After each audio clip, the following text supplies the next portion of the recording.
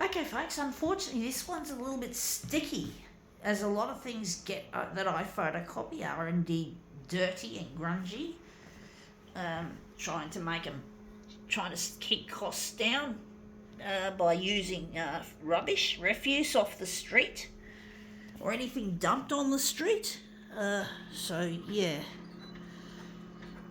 it's quite dirty and filthy what I get up to, folks, but it's essential in order to keep my videos flowing, to keep my work going, and I'm trying to get on the 6 o'clock news on Channel 9, trying to get my work recognised as an artist. And sometimes you have to get your hands dirty, literally, folks.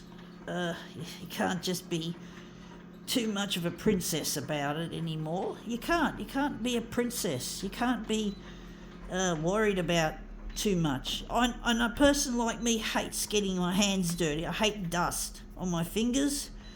I do believe I have high functioning autism that hasn't been diagnosed, but the high functioning autism, you get like sensory issues, and I really don't like sticky or dusty things on my fingers, and I don't like germs, but I have to fucking bite the bullet and just take it. So, to try and get my work recognised. I can work in other styles as well, like nature. I can use nature as a subject, like plant matter and all that sort of stuff, but I don't feel like it's going to really be the kind of thing that's going to be newsworthy. So I'm trying to just put my feelings aside of sensory problems. This is what we're photocopying, folks. I have to just put those sensory issues beside me and try my best to just tolerate this yuckiness of my practice. It's yuck. It's really gross. To be honest, folks, it really is gross. Having to handle all this sticky shit. Fortunately, I don't think I've touched the real sticky part of this. And yeah, it really is quite a sticky, creative process that I work with, folks. I think we're going this size.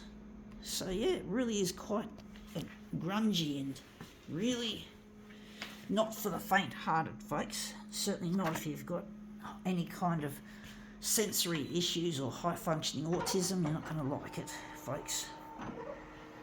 I do also believe I have an intellectual disability. I had a cord around my neck and a came-out breech.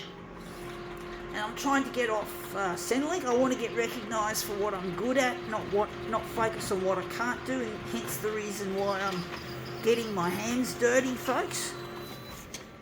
I just can't be a princess anymore, folks, and that's kind of looking really quite interesting. I like the sparkly look to it. It looks almost glassy without it being glass.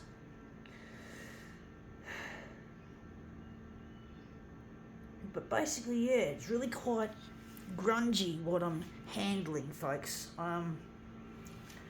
in order to produce what I produce. I'm just using an old Coke bottle.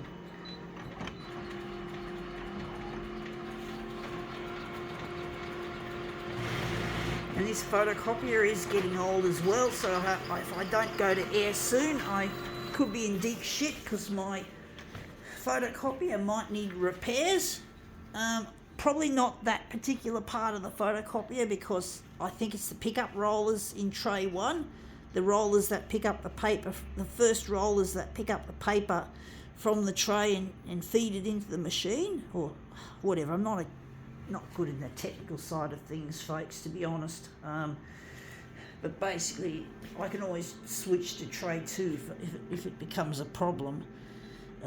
But there are other parts of the machine that could malfunction that would be hard to have to do without. Pickup rollers. I'm pretty sure there are companies that make what they call non-generic spare parts, but you can't have them for everything, and they don't always work. You can get generic toner, but they don't recommend. I know the manufacturer a bunch of piglets that say, you can't use non-genuine toner in a machine, but if the supply dries up, if they stop manufacturing the consumables, which what toner is, I'd have to use non-genuine toner and it may not work properly, even though the piglets have another reason to not want you to use it. But these machines are indeed very complicated, and they're easily, and yeah, it's usually best to steer clear of, well, out of not knowing the unknown, what could go wrong if you use non-generic toner. But basically, yeah, you don't want to fuck up the machine. So if you've got normal toner available, it's probably best to use it. Hopefully we won't go that far. And this one's going to slide into place. So yeah, just this. This is our Coke bottle, our sticky Coke bottle, reimagined.